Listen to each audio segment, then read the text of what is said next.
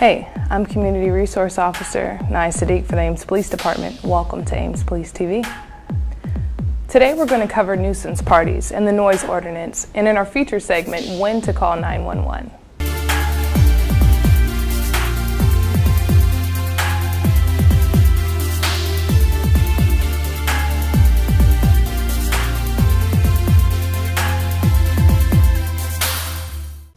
Hosting or attending a party should be fun, right? It's about having a good time. It's not about paying a fine, going to jail, or having to admit to a criminal offense on a job application.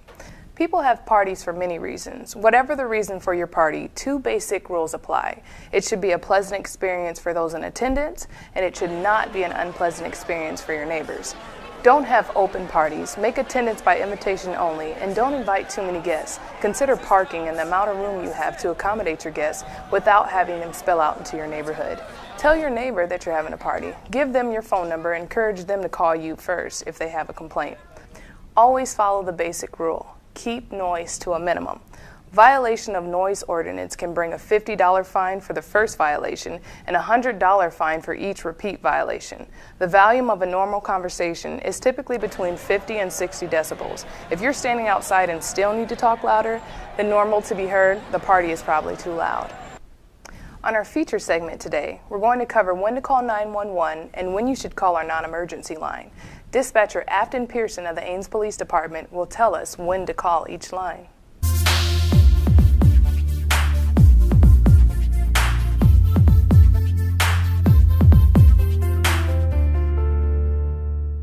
911 should only be called in an emergency. For example, if someone is hurt in an accident, or if there is a crime in progress, or if there is a fire. All other calls should be made to the non-emergency number. Program the non-emergency number into your phone, or place the number somewhere it can be easily located. If you do call 911 during an emergency, the dispatcher will ask you a few questions to ensure they send the appropriate resources to the right location. Here are some questions you might be asked. The location of the emergency, including the street address, the phone number you are calling from, the nature of the emergency, pertinent details about the emergency such as the physical description of a person who may have committed a crime, a description of any fire that may be burning, or a description of the injuries or symptoms being experienced by a person having a medical emergency. Remember, the dispatcher's questions are important to get the right kind of help to you quickly. Be prepared to follow any instructions the dispatcher gives you. Finally, do not hang up until the dispatcher instructs you to. Another concept I'd like to tell you about today is bystander intervention. With the collaborative efforts of the citizens, we are able to identify problems and also prevent future problems. Be proactive in eliminating crime in your neighborhood by reporting suspicious activity, quality of life issues like parties or noise disturbances, and crimes in progress. There are some simple steps that help with bystander intervention. If you notice an event, investigate and determine if the event is a problem. Assume personal responsibility and know how to help.